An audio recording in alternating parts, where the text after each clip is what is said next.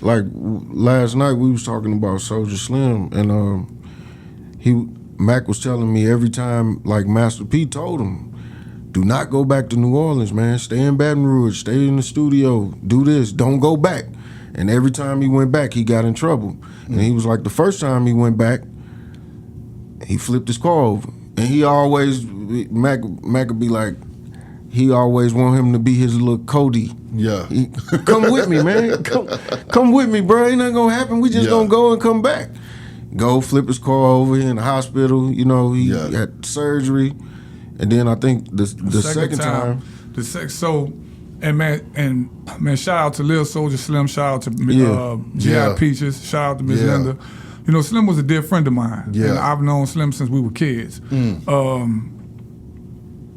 ATL Top 20 was saying, the first time I remember him leaving and telling me, man, look, come on, let's go to, and I was like, nah, bro, I'm kind of chilling. I was doing something, and he got into a bad car wreck.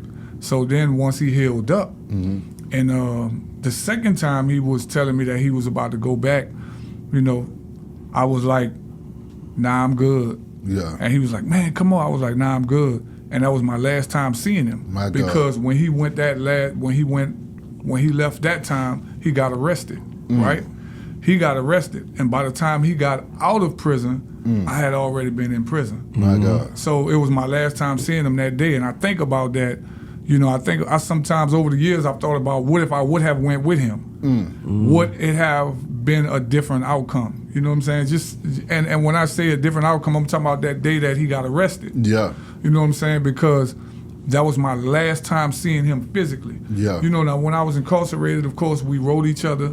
I talked to him a couple days before he was, before what happened to him. Yeah. And he was upbeat.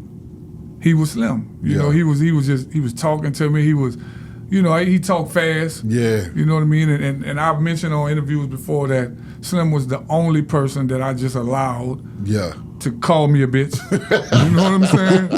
And so he's like, yeah, bitch, I'm you know, it's just Slim, you know, and he always had me laughing because Slim was a comedian, just naturally. Wasn't trying to be funny. He just was just hella funny.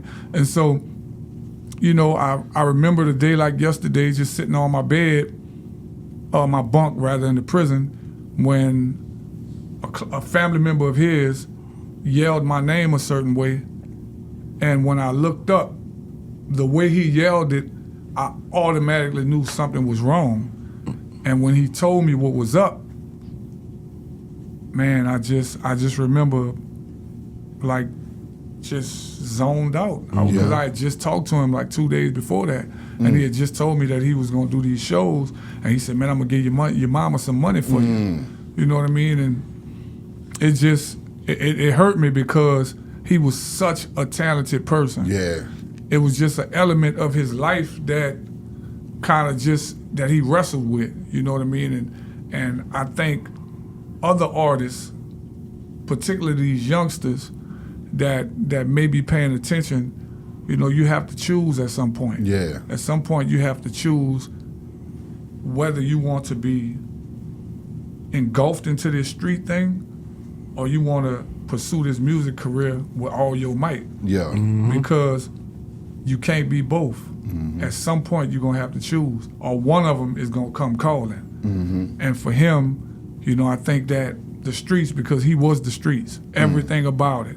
He was the epitome of it, you know, and yeah, so that's just one of them situations that it kind of be hard for me to talk about. And my rebuttal after he was telling me that was, I understand how Slim felt because you young, you got all this fame, you getting money, people know you for doing this kind of stuff, but now you done made it, and you want to show it off. You want to show them, Like, and man, I just got a new car, man. I want to go show my car look what off. I've become. I want to do this, you know, and it's just unfortunate. You know what I'm saying? Yeah. I mean, Mac, why do you think it's so hard for young artists to let go of the streets and leave them alone? Comfort. I mean, people, you know, as humans, we like to be around the things we're comfortable with, you know, and unfortunately, some of us have found comfort in the chaos of the streets, if that makes sense. Yeah. Because in the streets, there ain't no lies. There are immediate consequences for every action. Yeah. It ain't like what our parents tell us. Our parents say this,